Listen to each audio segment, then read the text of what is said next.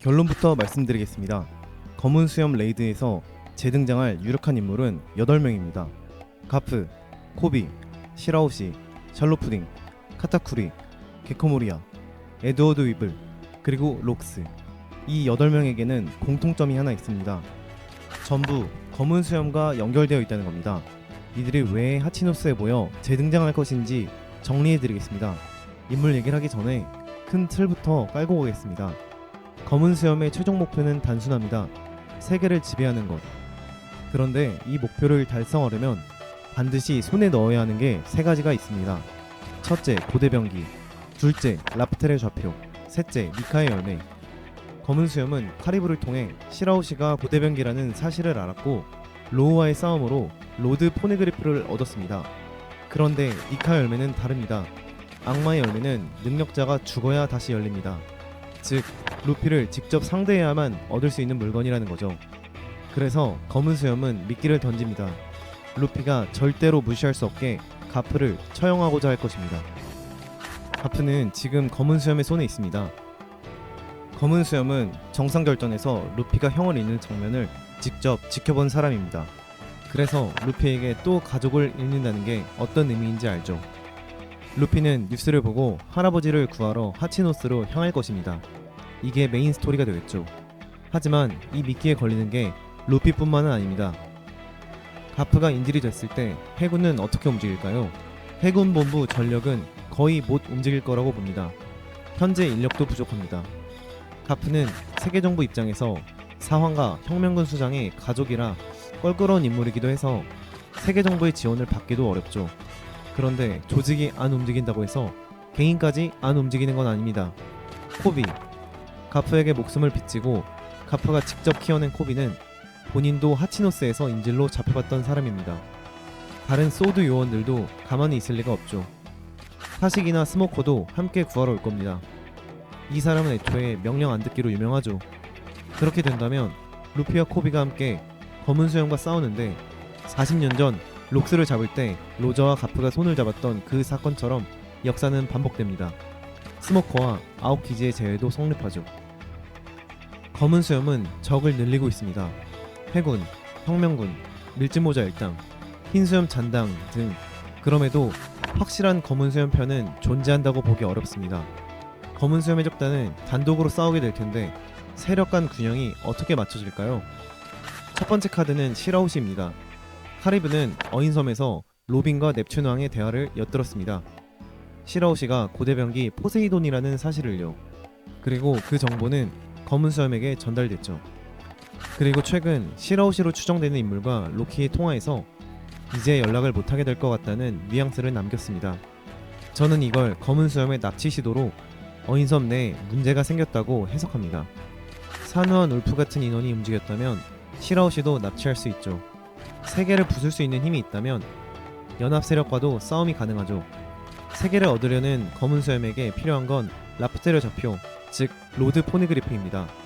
여기서 푸딩이 등장합니다.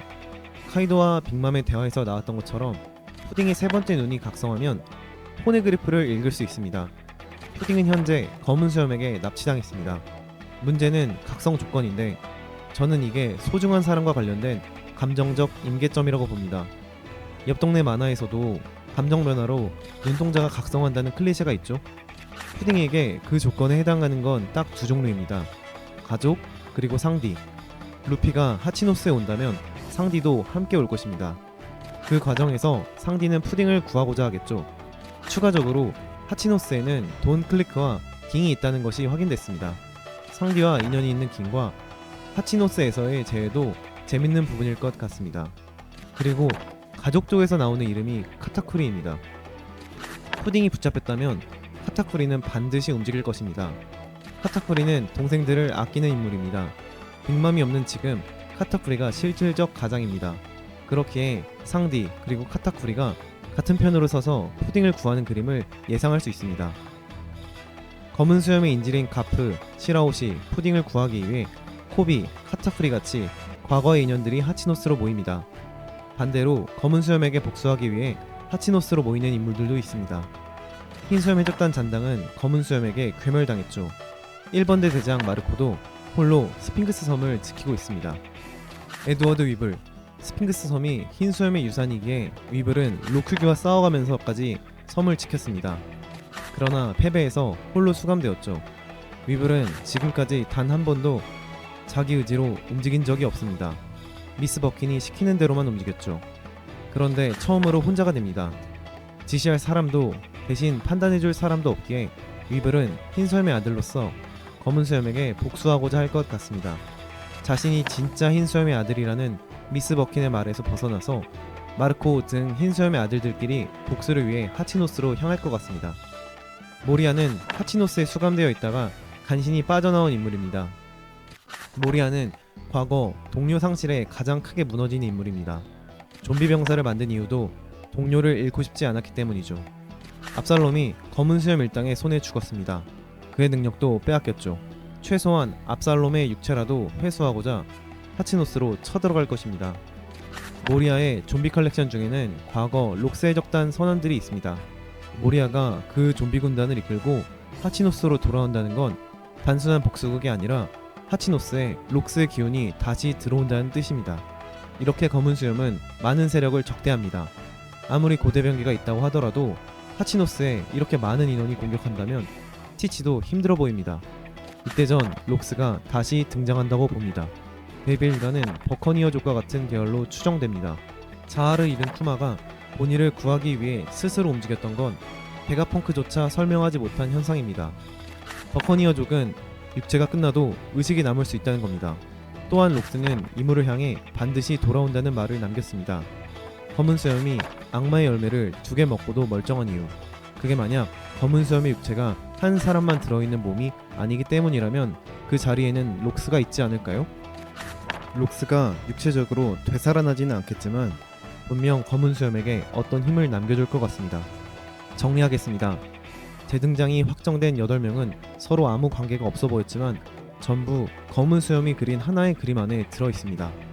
미끼 가프, 미끼를 문 루피아 코비, 카드는 시라오시아 푸딩, 카드를 쫓아온 건 카타쿠리아 상디, 그리고 복수를 들고 오는 모리아와 위블, 하치노스에 재림할 수 있는 록스까지. 여러분은 어떻게 보시나요? 록스가 정말 돌아온다고 보시는지, 아니면 검은 수염 단독 레이드로 끝날 것인지 댓글로 남겨주세요. 구독과 좋아요 부탁드립니다. 감사합니다.